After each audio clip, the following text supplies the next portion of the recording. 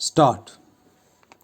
The weather was glorious during the whole trip, and our picnic lunches under the trees, though of the very simplest character, were most enjoyable. Stop. Looking back upon the time, it appears we were in such excellent spirits that what we ate was of little consequence. Stop.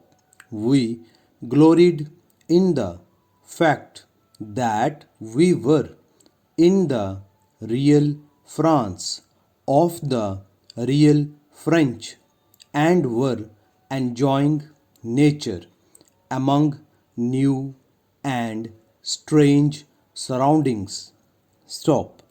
We have been informed that we did not take the best route, and therefore, as soon as we can, we shall take the opportunity of carrying into effect the suggested alternative.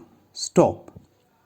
Let us urge those who have not experienced such a holiday to try it by all means as soon as they can, since it seems to us that in these days of advanced civilization it is necessary that we seek communion with nature whenever we can, and especially at holiday times.